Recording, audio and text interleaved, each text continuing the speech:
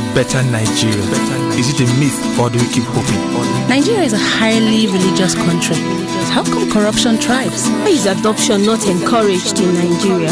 Is there a future for the Nigerian youth? Being rich and famous, is that the only drive to be an artist? What makes a great nation? Is it the leaders? What about the people? This is Answers with Dr. Reju. Hi, my name is Onari, and this is Answers with Dr. Reju, where critical life issues are clarified. On today's episode, we are going to begin a journey into the world of governance. This program remains dedicated to its pursuit to give clarity to issues weighing heavily in the hearts of individuals in society, issues that would otherwise be left unknown.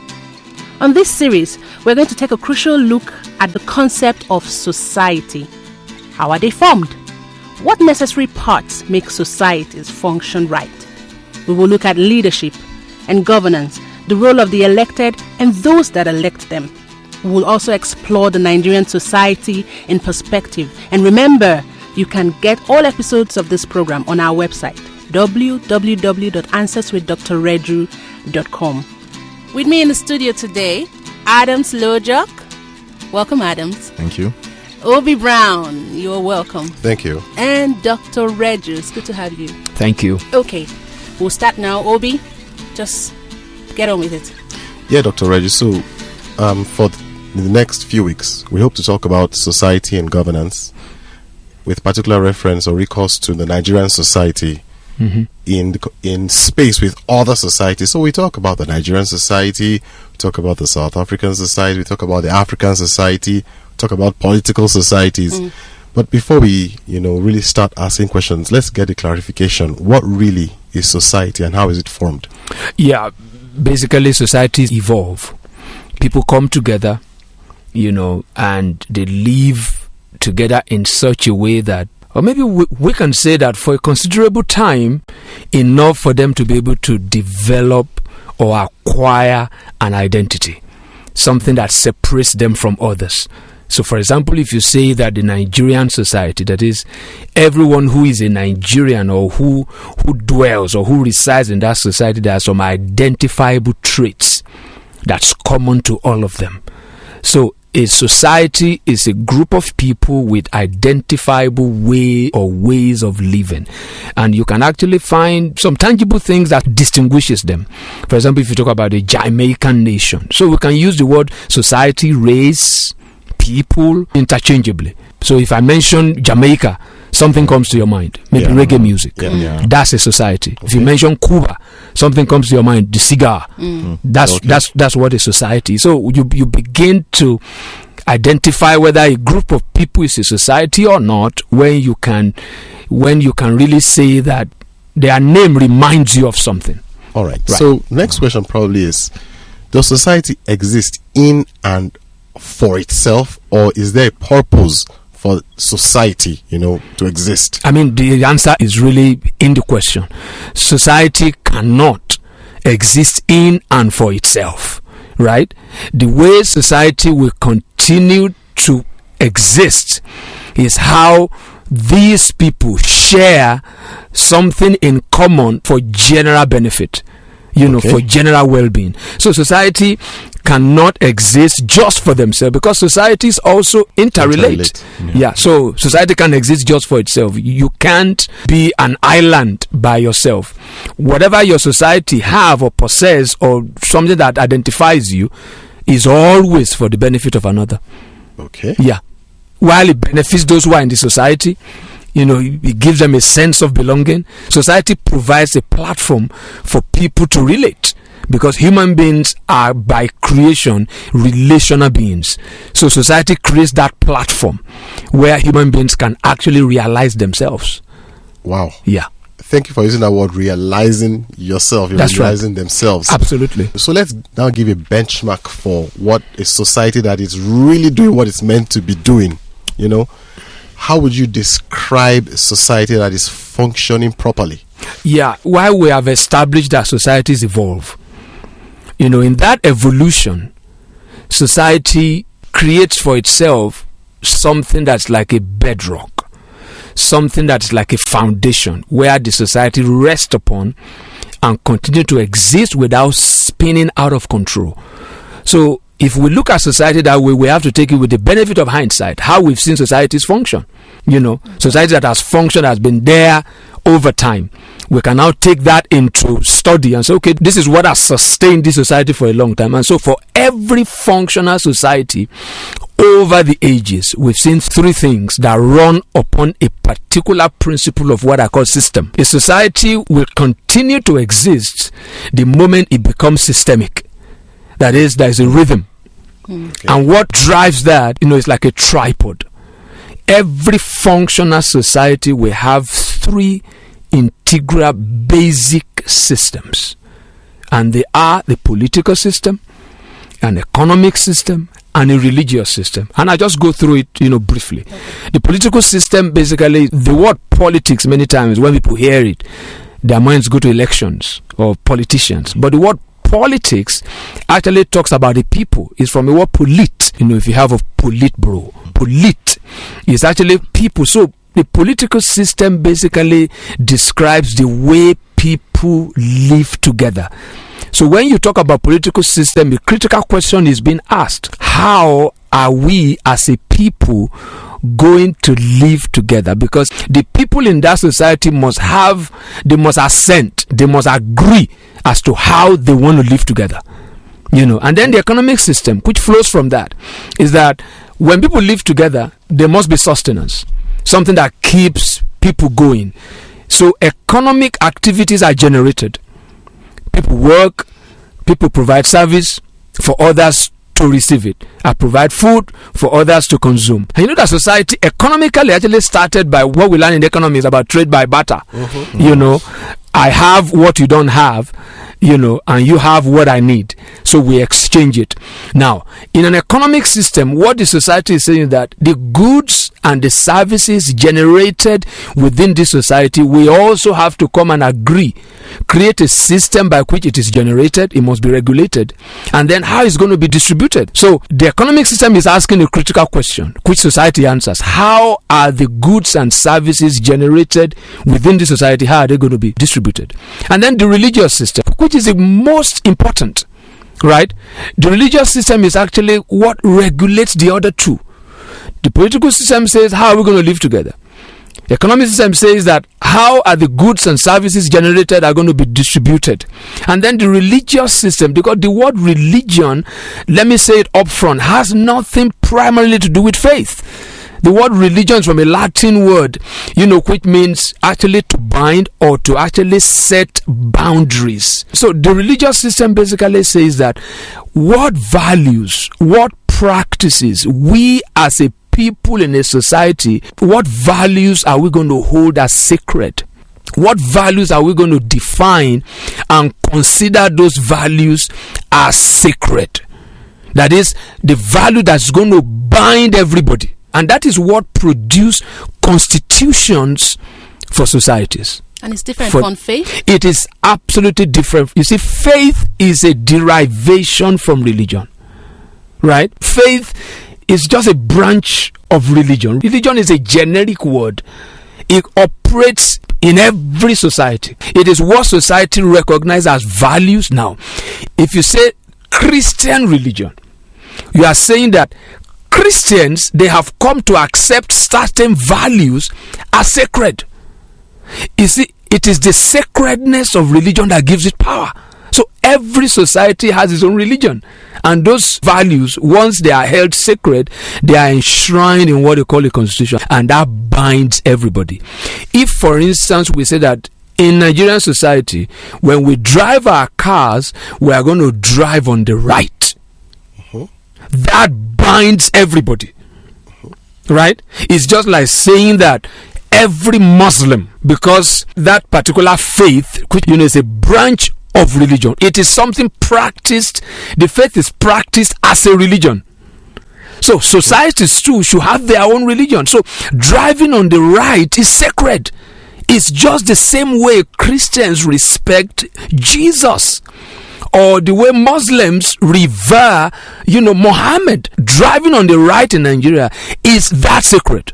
It is that sacred. So people going against that, they're already violating, what makes our society. Okay. And so that's the reason why constitutions. I mean, if you look at the way maybe the Constitution of America started, so we hold this truth to be sacred. Okay. That's it. The Constitution of a country is like the Bible, is like the Quran, right? It's the sacred book of that country. In fact, it outranks the Bible. It outranks the Quran. The Quran answers to it. The Bible answers to it. Yes. Please clarify that. What do you mean by the word outrank? That is, when I say that the religious system in a society, right, it is the system that defines what the society communally agree to hold as sacred. So, what I'm saying is that if what the Constitution says and what the Bible says or what the Quran says conflict, the Constitution supersedes it. All right. I guess that's one of the challenges we have in our society right now. Yeah. Yeah, I just wanted to, ask, can you pin down something, in Nigeria, in our society? Can you pin down something to say, okay, this, apart from driving on the right, what are some of the, outshoots of religion, that we uphold or you are talking about religion in the way I defined it, because we have to keep clarifying that, because when people hear religion, their minds go to maybe a Kanka, maybe Rosicrucian, maybe Christianity or Islam. No, because that's where you begin to see that whether a group of people is actually a society or not. Just like I said, once you hear Jamaica, something comes to your mind. Once you hear Cuba, something comes to your mind. When you hear America, something comes to your mind. It's freedom. Right? Now, when you look at the Nigerian society, it poses a problem, right? And we know it's there, right? But we have not really been sincere enough to sit down to confront it. Let me say it this way. The Nigerian society or the Nigerian nation as we know it is a construct, right? It's a construct. It's not something that evolved. It was a creation. That's why Nigerian nation is a nation of nations, right? I would rather call maybe the Hausa society. That's a society. Number one, there's a common language. Do you know how many languages are in Nigeria? Close to 300. Close to 300. Because a society has a common language, that unites them. Because what really unites people is language. And the language is not just what we speak. It's also cultural. It has practices.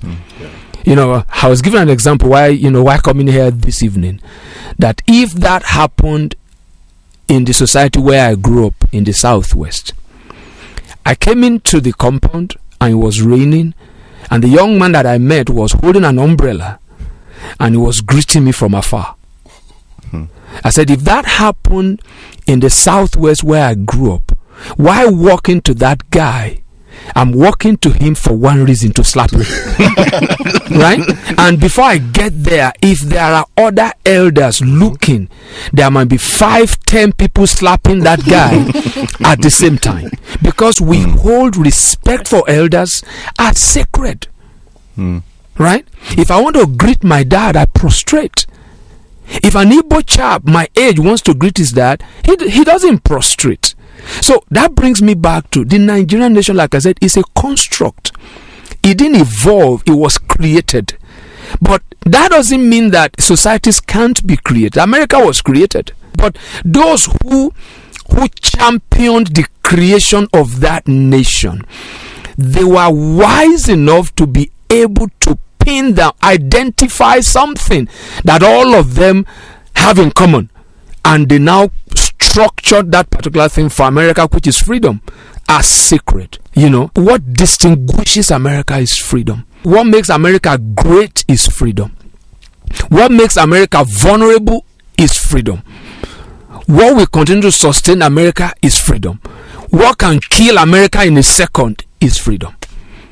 For Nigerian nation, we don't have that. And that's the challenge. We have not been able to see over the years, in 50 plus years of nationhood, we have not seen enough political sincerity to be able to sit down and address that, not for selfish interests, but for common good. It is nothing wrong. There is nothing wrong with our heritage. There's nothing wrong with being colonized before. It is what comes out of that kind of historical fact that actually makes it either right or wrong. So when people say that we can't live together, we need to part ways, the question I always ask them is that, who told you that the Yorubas are united? Who told you the Hausas are united? So the Nigerian nation as it is can't, in all sincerity, cannot, when you put that definition of society, you cannot. Because, for instance, even economically speaking, I think on one of the episodes in this program, we actually identified, the Islamic banking. That's an economic system. So how Muslims want to do banking is different from how others want to do banking. That is, there is no consensus of an economic system within that society. Now that's a big threat. That's a big threat. So the only way we can begin to find common ground is to identify the societies within the society. But good leadership can actually harmonize that. Has there been nations in the past with such construct such diversity? Diversity that made it. People always, in Nigeria, the refrain now when we're talking about nationhood and everything, everybody talks about Singapore.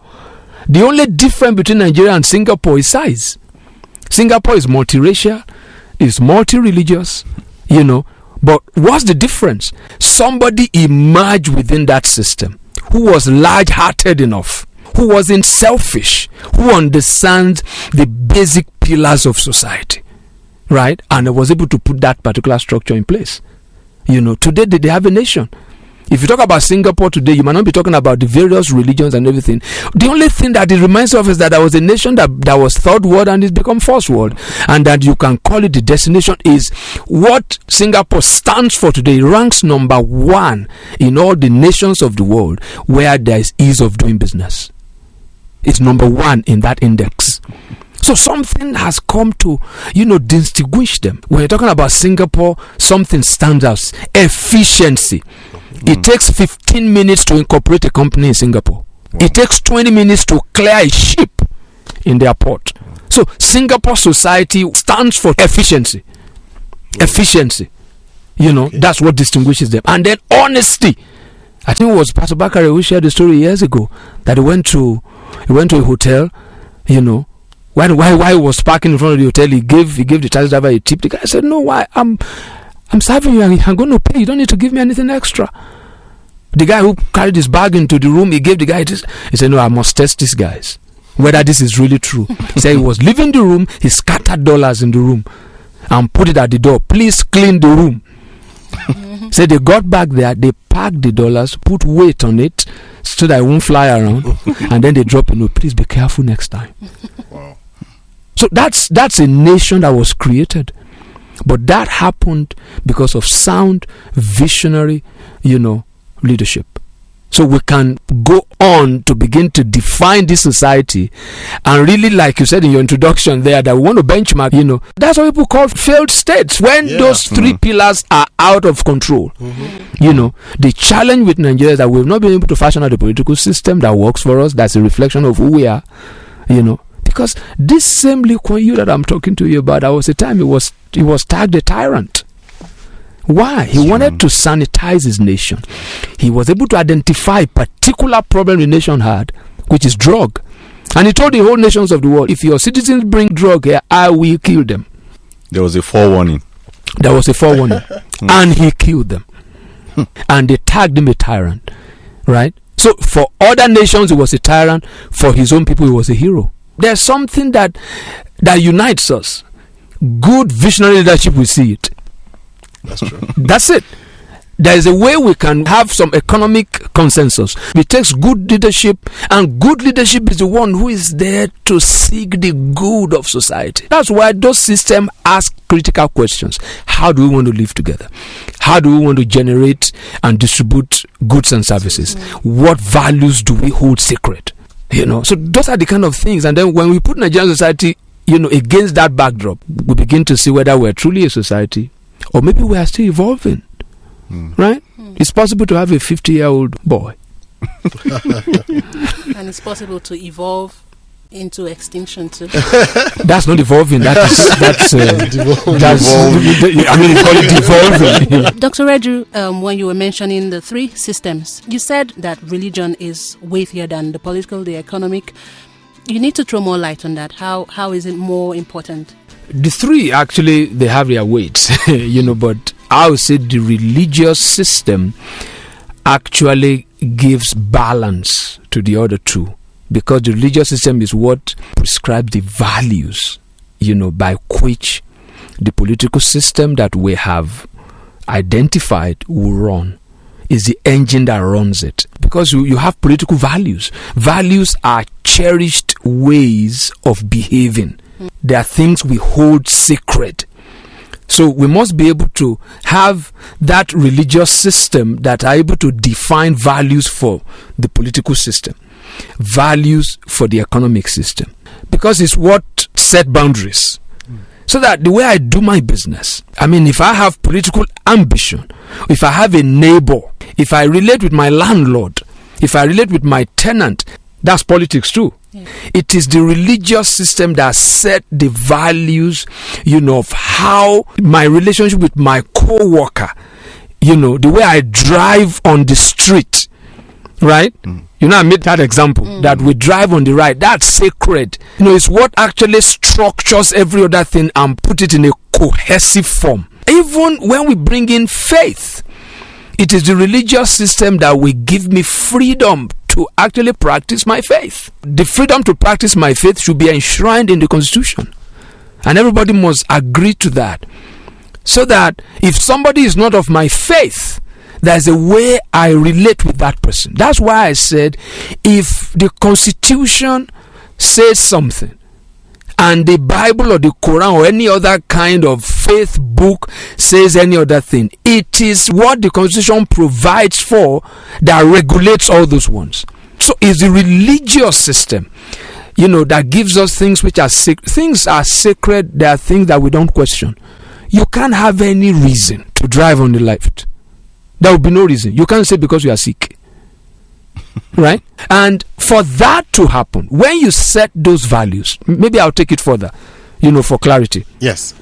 But let's still hang on there a little. Okay. Because now we're talking religion and we're talking value system. At the point you said it's the religion that makes the Constitution and all that. The Constitution is a product of our value system. It's a product of our value system. And the value system, right, is actually the religious system. Values are things we hold sacred, that we don't question.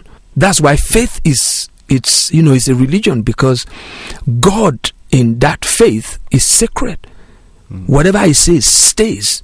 So the Constitution is the God of the nation, is the God of the society. Yeah. The God of Nigeria should be the Constitution of Nigeria. What He says is final. All right.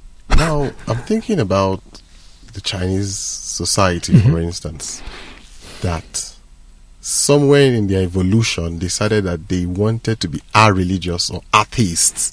They are communists. But it wasn't a value system of everybody. There were the Buddhists there who now had to run away from They Tibet. have to run away because communism, for them, that's their religious system. That's what they hold sacred. No, but what I'm trying to say is that it was the whole process of evolving the communist system was a man's idea. Yeah. Was one man's idea. It wasn't necessarily the value system of everybody there. Was it generally So in accepted? other words, it wasn't generally accepted. You see, that's where society might run into trouble. That's a leadership challenge, right? I mean, you have nations maybe like North Korea, where it's just a bunch of family, just one family that actually determines what happens in the country. That's no leadership. That's a contraption, because even if it's one, even in monarchies, right? In monarchies, when many nations of the world were actually being run by kings or queens and things like that, the principle of kingdoms is that the king must rule in such a way that people can measure his wisdom, his wealth, or her kind of influence using the life of the least in that kingdom. Are you with me? Using the life of the least in the kingdom. That if this is the United Kingdom, for instance, if you meet a Brit somewhere, it should be able to tell you what the queen or the king is like. So the king, there are rules, right, for the benefit. He seeks the general well-being of the people. Where the issue of communism and those kind of things might go off, in such a way that you want to look at that do we ask the people first before we put up a religious system? Or do we just think of what is best for the people? Right? Now, if you put that in the Nigerian context, we don't have values. How do I know? Every government that comes in wants to undo what the other government put in place. It doesn't want to either see whether it's good or bad. Is to score one cheap, retrogressive political point. So you need to put structures in place that actually now, number two, institutionalize those values. And then people, individuals, we have to run the institutions that the structures put in place. This is getting very academic now, right? There are values, you structure it. The structure builds institution. Let me give an example. You want to say that one of our values is that we drive on the right? Now, that has to be enforced. So you have the police. The police force is an institution, right? The structure dictates that we drive on the right. Then you have the whole structure, the way the streets are mapped and all those kind of things, says this is the way we want to do it. And then you have an institution that ensures that is done. That's the police force, right? And then there are policemen. Those are the individuals, right? So you have structure, institutions, and individuals. Because in Nigeria, we said, let us build strong institutions, right? We always hear that, right? Yeah. But you see, institutions are as strong as the people that run it, right? There's nothing wrong with any institution, right? Nothing wrong with it. There's nothing wrong with the police force. What is wrong with the police force is what? The policemen. And you see, now the policemen, they are products of the society. That's why I said, how do you know a society that is functioning right? The society that is functioning right will throw up the right individuals to run the institutions and make the structure effective. How do we ensure that the right individuals are thrown up? You have good educational system, right? Good educational system. That's why I say if any politician can come and say they want to fight corruption, if that guy is not talking in that same breath about a reform, say in the police force, is still trying to score a cheap political point. Okay, this is going to run. The series will run. Thank you, Adams, for being here. Please come back next week. Thank you, Obi Brown and Dr. Reju. Thank you so much. Have you. Thank you. Give us a call or chat us on WhatsApp on 081-4456-9000. Check out our website and interact with us on www.answerswithdrreju.com. Like our Facebook page, Answers with Dr. Reju, or send us an email at answerswithdrreju@gmail.com. On Twitter, we are Dr. Reju Answers. You can also subscribe to our YouTube channel, Answers with Dr. Reju, where you can get all our episodes. Join us again on Answers with Dr. Reju, where critical life issues are clarified.